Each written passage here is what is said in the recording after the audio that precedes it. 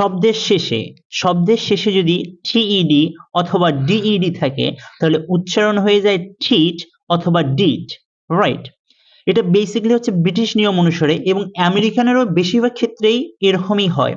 তবে American rules অনুসারে কিছু কিছু ক্ষেত্রে যখন টি সাউন্ডের দুই দিকে দুটো ভাওয়েল থাকবে, কি বললাম, টি সাউন্ডের দুই দিকে যখন ভাওয়েল থাকবে তখন টি উচ্চারণটা ডি হয়ে যায়। আমি এক্সাম্পল দিচ্ছি, যেমন ওয়ান টিট, আগে আমরা বলতাম ঠেট, বাট এখন হবে টিট, ওয়ান টিট, ঠিক আছে। তারপর ওয়েটেড, WAITED, ওয়েটেড, তখন এই যে দেখেন টি এর সামনে এবং পিছনে দুইটা কি ভয়েল আছে, তাহলে আমেরিকানরা এটাকে বলবে ওয়েটেড, রাইট। তারপর ডিসাইডেড, তাহলে কি আরেকটা বলি এক্সাইটেড, আর আমেরিকানরা এটাকে বলবে এক্সাইটেড। আশা করি বোঝা গিয়েছে। তাহলে শব্দের শেষে টিডি থাকলে উচ্চারণ হবে ঠিট, ডিডি থাকলে উচ্চারণ হবে ডিট, রাইট।